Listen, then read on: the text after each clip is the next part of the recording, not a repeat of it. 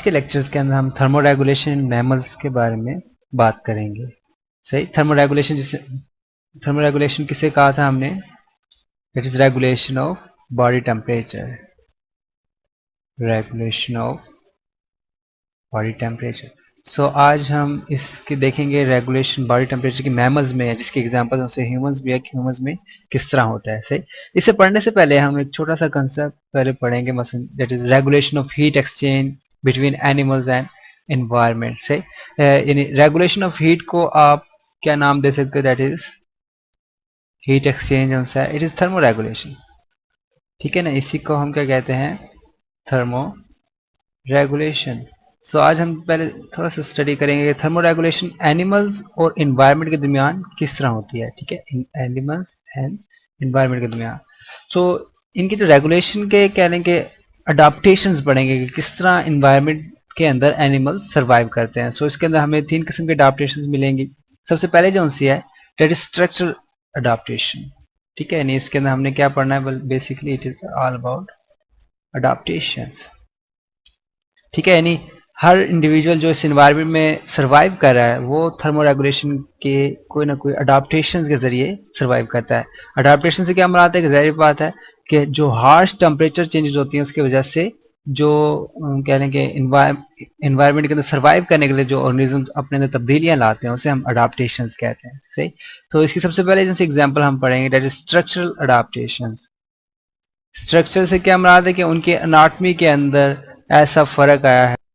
So structure में anatomy आती है। मसलन अगर हम देखें एक साइड पे आपको नजर आ रहे हैं, इसे हम कहते हैं पिलेज। ठीक है, आपने बहुत से जानवरों के ऊपर खाल के ऊपर बाल देखे होंगे। सही, ह्यूमंस के तो ऊपर नहीं होते इतने, लेकिन जो भी कह लें कि ग्रेजिंग एनिमल्स होते हैं या जो शिकारी एनिमल्स मोस्टली उनके ऊपर आपको इस तरह के बाल नजर आएंगे। सही, सो ये इसका स्ट्रक्चरल अडाप्टेशन है। स्ट्रक्चरल अडाप्टेशन किस चीज के लिए? कि ये प्रोटेक्ट करती है हार्श टेम्परेचर से। ठीक है, यानी प्ले जो सा ये एक्ट लाइक एन इंसुलेटर। ठीक है, इसे आपको कह सकते हो इंसुलेटर। ठीक है, यानी ये इसके अंदर हीट के ट्रांसफर को रोकने की कोशिश करेगी, ये स्ट्रक्चरल अडाप्टेशन।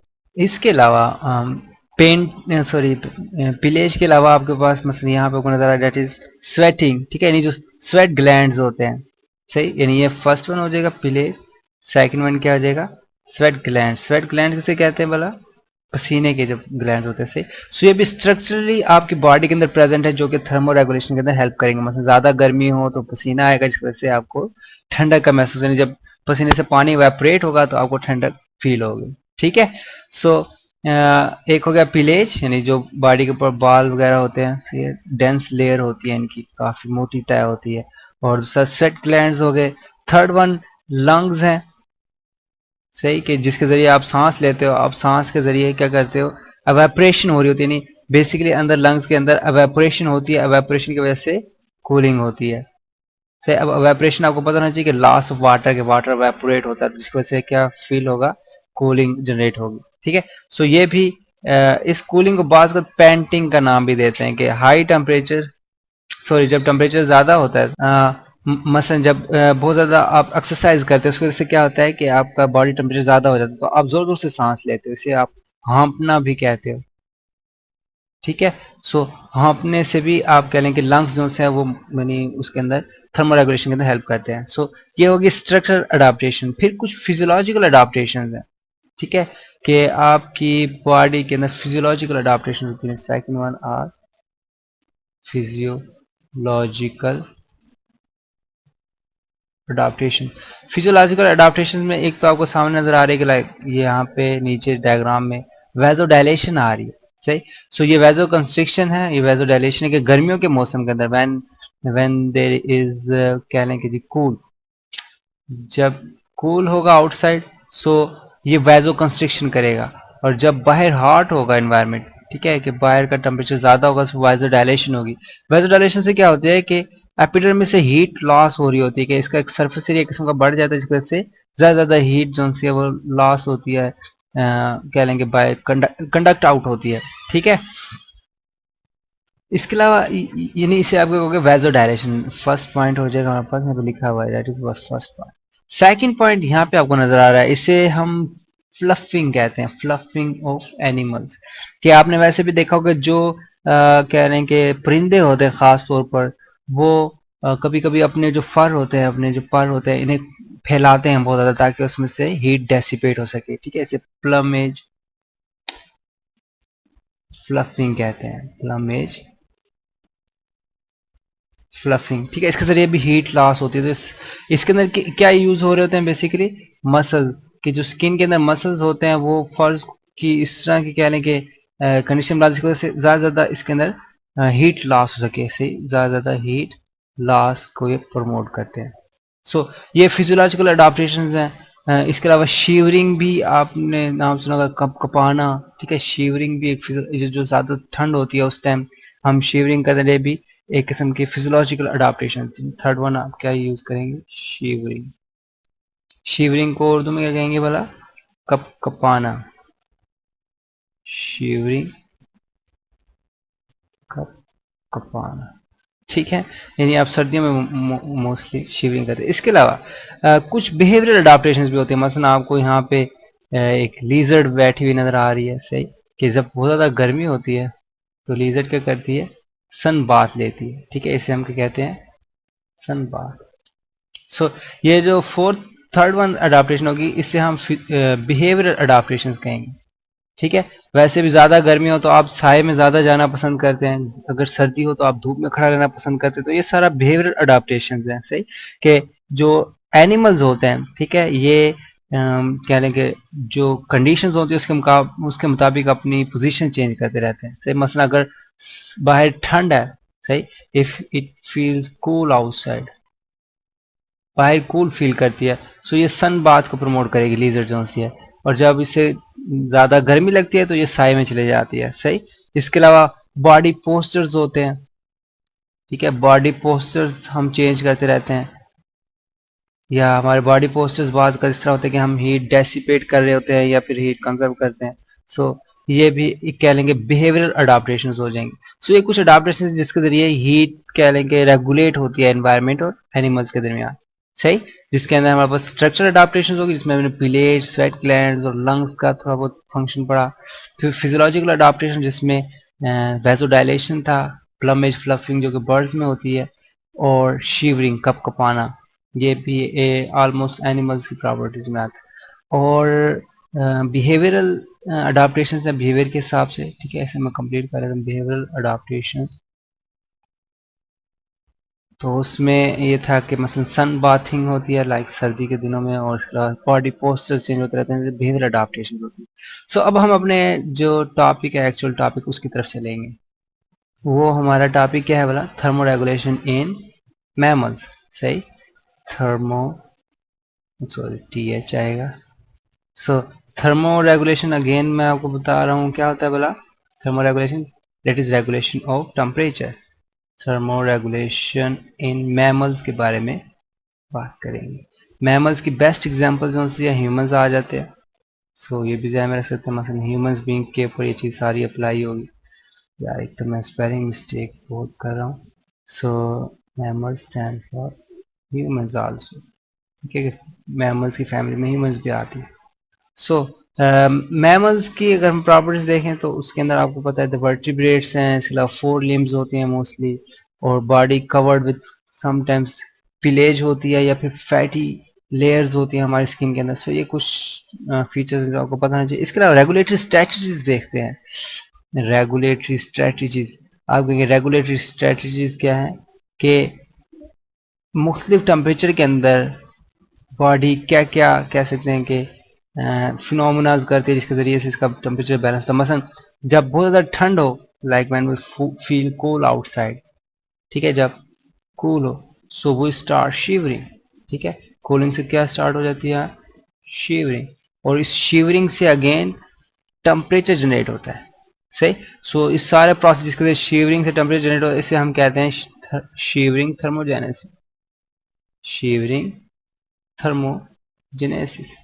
अब एक किस्म की रेगुलेटरी स्ट्रेटजी है बॉडी के, बाहर कूल होगा सो बॉडी शिवरिंग स्टार्ट करेगी और उसके जरिए कह लेंगे जी हीट जनरेट होगी, सही। इसके अलावा कुछ नॉन शिवरिंग थर्मोजेनेसिस भी होते हैं। मतलब ये वन हो जाएगा। नॉन शिवरिंग थर्मोजेनेसिस से मुराद क्या है, मेटाबॉलिक, ठीक है, कि वो हीट जो मेटाबॉलिकली हीट डेवलप होगी, मेटाबॉलिक हीट जनरेशन। सो इसे हम नॉन शिवरिंग थर्मोजेनेसिस में कह देंगे, सही, it will be non shivering. So ये दो किस्म की कह लें कि स्ट्रेटजीज है जो कि बॉडी कह लें यूज कर सकती है। और मोस्टली हमारी बॉडी का जो टेम्परेचर रहेगा वो कितने में रहेगा, हमेशा 36 से 38 के दरमियान, 36 से 38 डिग्री सेंटीग्रेड ये टेम्परेचर रेंज है।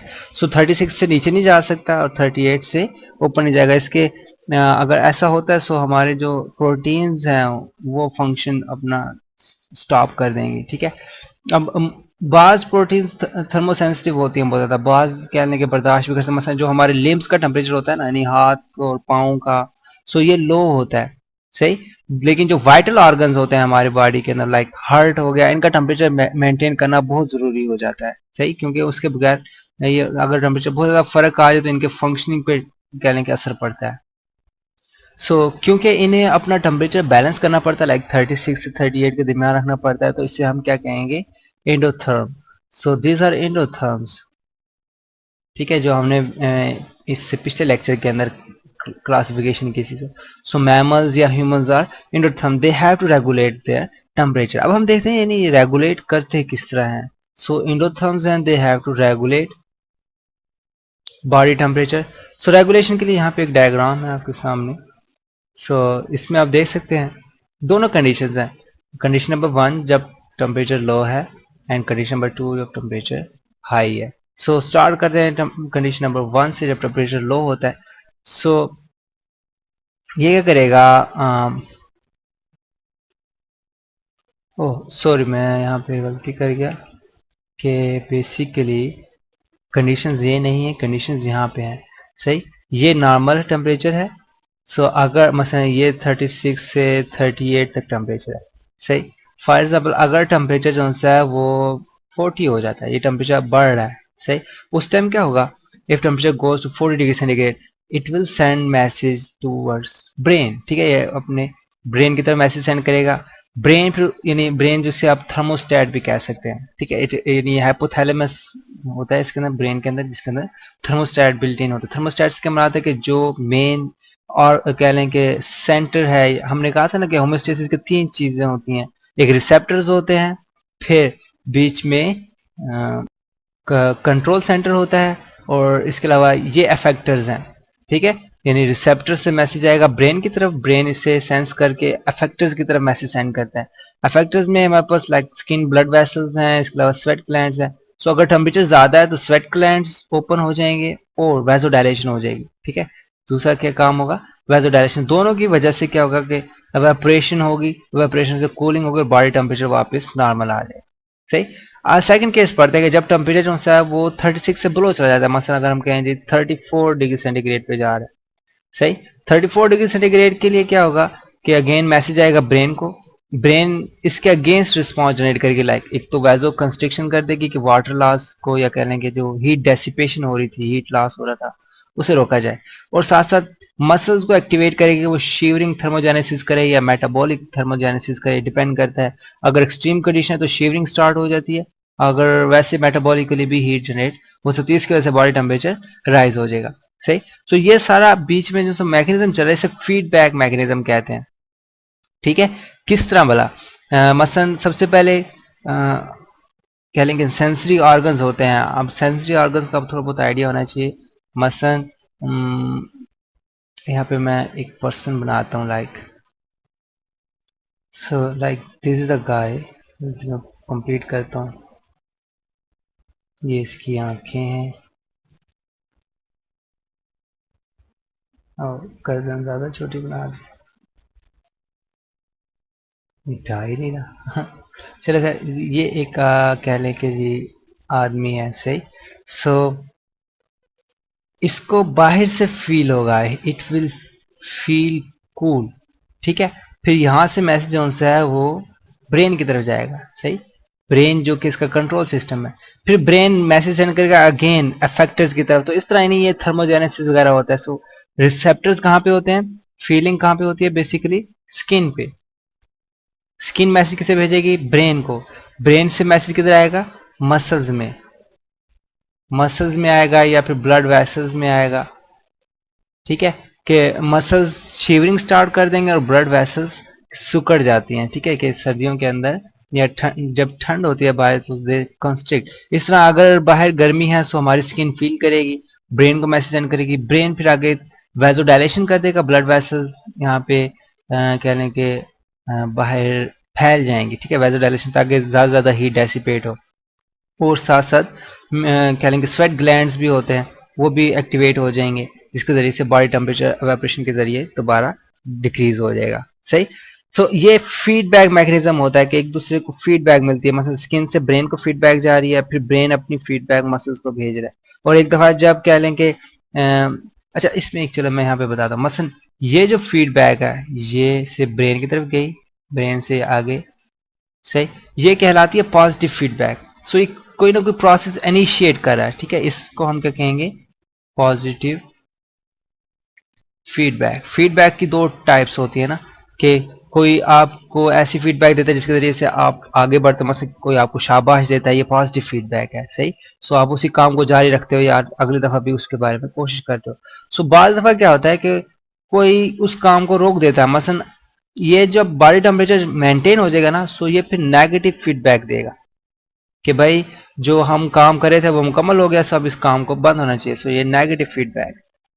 सो यानी फीडबैक के भी दो प्रोसेस हो जाते हैं, पॉजिटिव फीडबैक जो किसी प्रोसेस को प्रमोट करेगा और नेगेटिव फीडबैक जो किसी प्रोसेस को रोकेगा। यानी जब इम्बैलेंस था टेम्परेचर, सो पॉजिटिव फीडबैक गया ब्रेन को, ब्रेन ने फिर आगे मैसेज अफेक्टर्स तक डिलीवर किया, उन्होंने अपना रिस्पॉन्स जनरेट किया, रिस्पॉन्स के रिजल्ट में जब टेम्परेचर बैलेंस हो गया, सो इसे हम कह लेंगे अब फीडबैक प्रोसेस कंप्लीट हो गया। सही, पहले पॉजिटिव फीडबैक था, फिर ये नेगेटिव फीडबैक। सिमिलरली यहाँ पे भी है कि ये जो सा है ये पॉजिटिव फीडबैक होगा सारा, लाइक ये मैसेज आएगा ब्रेन को, ब्रेन से ब्लड वेसल्स पे, और फिर जब एक दफा टेम्परेचर मेंटेन हो जाएगा अगेन ये जो सा है ये नेगेटिव फीडबैक होगा। सही। सो यानी ये फीडबैक प्रोसेस होता है जो बेसिकली पीछे रन कर रहा होता है, और इस तरह वो सेंसर्स को, कंट्रोल सिस्टम को और अफेक्टर्स को कह लेंगे कोऑर्डिनेट करवाता है फीडबैक मैकेनिज्म के। ओके, इस फीडबैक मैकेनिज्म के अंदर सबसे इंपॉर्टेंट चीज है ना, दैट इज ब्रेन। ठीक है, जिसे हम कंट्रोल सेंटर भी कहते हैं। सही, इसे हम कंट्रोल सेंटर भी कहते हैं। सो कंट्रोल सेंटर का ही लिंक होता है फीडबैक से। ठीक है, कि इससे क्या लें कि फीडबैक मिलती है, पीछे फीडबैक देंगे, शुरू में इसकी फीडबैक आएगी कहां से, भला कौन देगा इन्हें फीडबैक, सेंसर्स होंगे। ठीक है, सेंसर्स फीडबैक कंट्रोल सेंटर को देंगे, फिर कंट्रोल सेंटर अपनी फीडबैक आगे डिलीवर करेगा अफेक्टर्स को।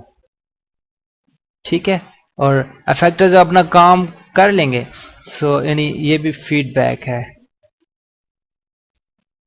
और ये यानी क्या लेंगे फीडबैक अफेक्टर्स को आ गई।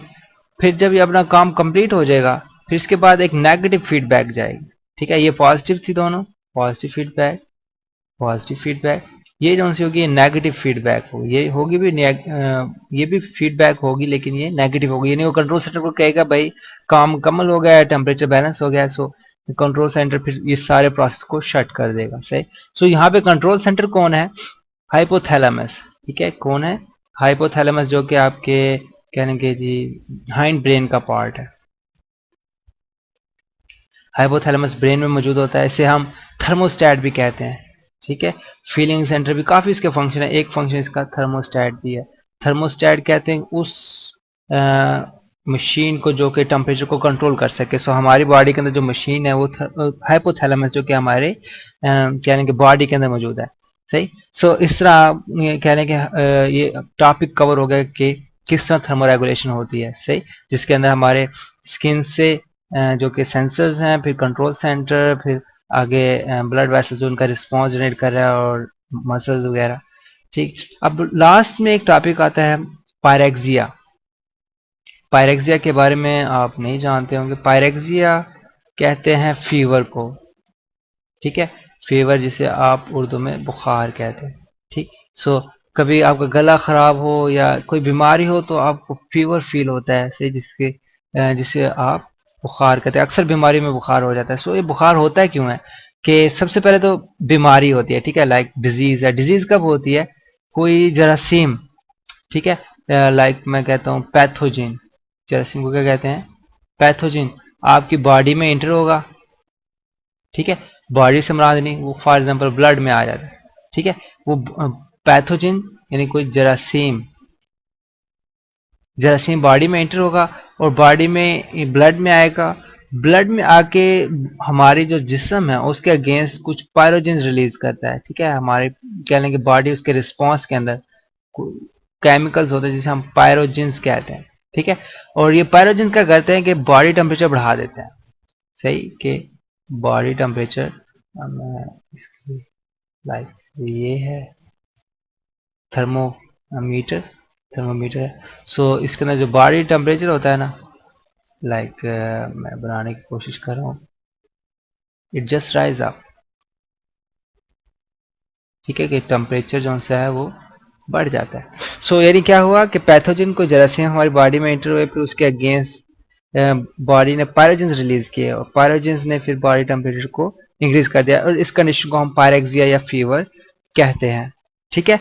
और ये जो मोस्टली ब्लड के अंदर लीकोसाइट्स होते हैं ना, आपने सुना होगा लीकोसाइट, इसे WBCs भी कहते हैं, लीकोसाइट्स या फिर वाइट ब्लड सेल्स, मोस्टली ये पायरोजिन्स रिलीज करते हैं जो कि बॉडी टेम्परेचर को बढ़ा देता है। अब कहेंगे जी बॉडी टेम्परेचर किस बनता है, बढ़ता है, ज़ाहिर बात है पायरोजिन्स जो सा है वो मैसेज सेंड करता है थर्मोस्टेट यानी हाइपोथैलेमस के पास। अब हाइपोथैलेमस जो सा वो भी फिर थर्मोस्टेट कह लेंगे, इसकी फंक्शनिंग थोड़ी सी अपर लेवल पे चली जाती है, यानी वो 38 से अबव 38-39 डिग्री सेंटीग्रेड तक टेम्परेचर को मेंटेन रखेगा। और ये पायरोजन या ये फीवर जो सा होता है बॉडी के लिए नुकसानदेह नहीं होता, यानी ये जो टेम्परेचर है it is useful for body, ठीक है, कि आपको जो बुखार होता है वो ज़ाहिर बात है इस वजह से होता है कि आपकी जिस्म उस बीमारी के खिलाफ लड़ रहा है, ठीक है, कि एक किस्म की जंग किसी कैफियत है आपके जिस्म की वजह से टेम्परेचर बढ़ जाता है। सो ये हो गया आपका टेम्परेचर फीवर या पायरेक्सिया के बारे में। सो अब हम रिवाइज करते हैं शुरू से, हमने क्या क्या इस चैप्टर में पढ़ा। हमने स्टार्ट की थी इसके इंट्रोडक्शन से, हमने कहा जी थर्मो रेगुलेशन मैमल्स पढ़ेंगे जिसमें रेगुलेशन ऑफ बॉडी टेम्परेचर, और मैमल्स के एग्जांपल में हम ह्यूमंस को कवर करेंगे। इससे पहले हमने एक छोटा सा टॉपिक पढ़ा that is regulation of heat exchange between animals and environment, लंबा सा नाम है हालांकि छोटा सा टॉपिक है। तो इसमें हमने कहा जी बेसिकली हमने अडाप्टेशंस पढ़नी है वो जो कि थर्मो रेगुलेशन के लिए ही बनी है। मतलब सबसे पहले स्ट्रक्चरल अडाप्टेशंस देखी हमने, फॉर एग्जांपल पिलेज था कि जानवरों के जिस्म पे बाल की तह होती है मोटी सी, इसके अलावा स्वेट ग्लैंड्स हमारे जिस्म में पसीनों के ग्लैंड्स होते हैं, लंग्स थोड़े बहुत मॉडिफाइड है हमारे कि वो इवेपोरेशन के जरिए कूलिंग क्रिएट कर सकते हैं। फिर फिजियोलॉजिकल अडाप्टेशन थी जिसके अंदर बॉडी फंक्शन के हिसाब से अडाप्टेशन होती है, मसलन वैजो डायलेशन है कि हमारी ब्लड वेसल्स जो से डायलेट कर जाती हैं जब बहुत ज़्यादा हीट जनरेट हो। और फिर बर्ड्स के अंदर एक फ्लफिंग का अमल होता है, फ्लफिंग से मुराद क्या है कि वो अपने फीदर्स को एकदम फैला लेते हैं, ठीक है, ताकि ज़्यादा से ज़्यादा इसमें से एयर क्रॉस करे और वेपरेशन हो और फिर उसमें हीट डेसिपेट हो सके, हीट लॉस हो सके। और फिर शिवरिंग है कि कप कपाना, कि अगर बहुत ज़्यादा टेम्परेचर बाहर लो हो जाए तो शेवरिंग स्टार्ट हो जाती है। एंड लास्ट के अंदर बिहेवियरल अडाप्टेशंस हैं। बिहेवियरल अडाप्टेशंस में क्या होता है कि जो बॉडी पोस्चर्स होते हैं, ठीक है, उसके बारे में होता है। मसलन अगर सर्दियों की बात है तो जो लीजर्ड्स होती हैं, ठीक है, ये लीजर्ड की एग्जांपल चिप के लिए भी कहते हैं।